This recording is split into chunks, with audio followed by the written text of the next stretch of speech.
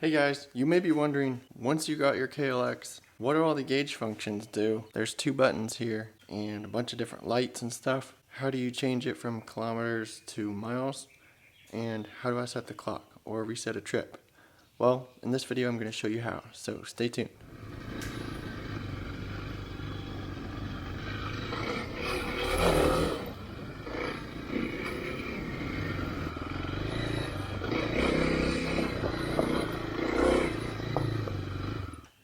When you turn your key on, everything's going to blink.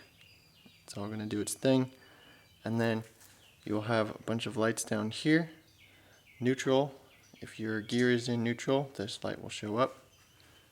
If I put it into gear, that light will turn off.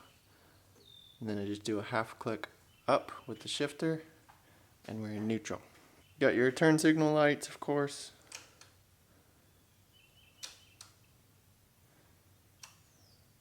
And then you have a high beam indicator as well. Also, this fuel light here will come on, and it will blink fuel over here when your fuel tank is getting low. So let's get into the basic functions of the mode and reset buttons over here. Alright, you press the mode button, you'll have odometer up here, you have a trip A, and you have a trip B, and then it just goes back to odometer.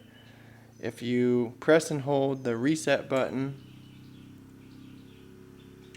the clock will start blinking over here, and then you'll just press the reset button again, and you'll select the hours, and then you'll just press mode button to change the hours.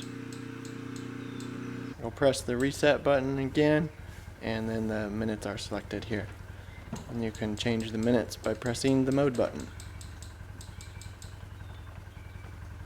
If you press and hold, it will also change.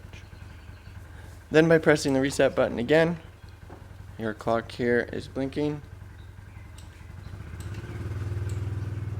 Then to get out of clock mode, you will press the mode button and your clock is set.